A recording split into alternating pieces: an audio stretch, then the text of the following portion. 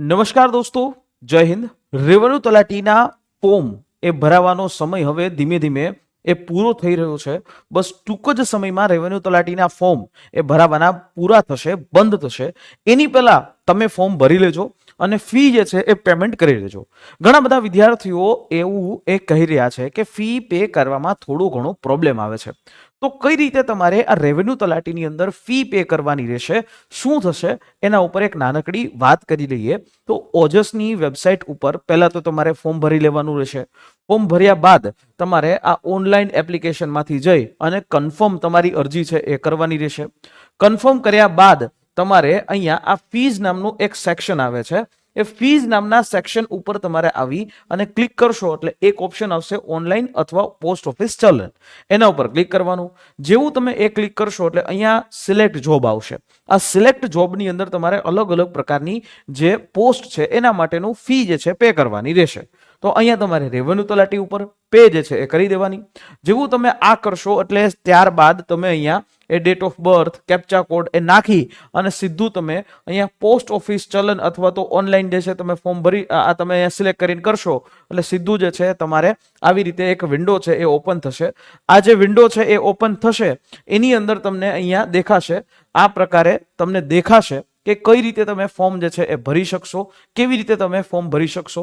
તો એમાં ત્યારબાદ તમને અહીંયા તમે જોશો તો આવું દેખાશે. અહીંયા નીચે તમારે સ્ક્રોલ કરી અને સબમિટ કરી દેશો એટલે આવી રીતે જે છે એ સીધું તમારું પેમેન્ટ ગેટવે ખોલશે, SBI નું પેમેન્ટ ગેટવે, કે જેની અંદર તમારી પાસે રહેલો ATM card, debit card, internet બેન્કિંગથી અથવા તો UPI એપ્સથી પણ UPI હોય, પછી ફોન પે હોય, બરાબર, પેટીએમ હોય, પછી ગમે તેનાથી પેમેન્ટ ગેટવે તમે કરી શકશો.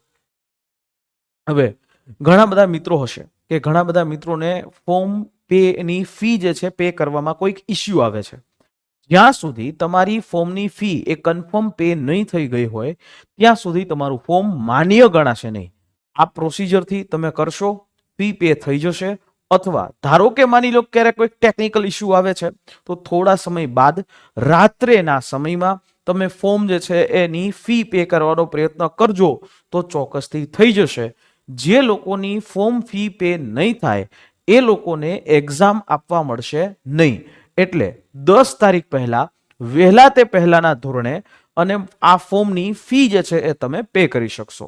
આશા રાખીએ આ માહિતી સમજાઈ હશે, કારણ કે ઘણા બધા વિદ્યાર્થીઓએ એ આની અંદર ક્વેશ્ચન છે એ કરેલો છે. અને રેવન્યુ તલાટીની માટે તમે ચોક્કસથી અમારી બેચ સાથે જોડાઈ શકો છો. રેવન્યુ તલાટી બાબતે કોઈ પણ હેલ્પ જોતી હોય તો ચોક્કસથી અમારી હેલ્પલાઇન નંબર 9429077607 ઉપર તમે આ જે અમારી હેલ્પલાઇન નંબર છે એના ઉપર કોલ કરી અને તમે માહિતી લઈ શકશો. આશા રાખીએ માહિતી સમજાઈ હશે. ફરી પાછા મળીશું નેક્સ્ટ સેશનમાં. જય હિન્દ, જય ભારત.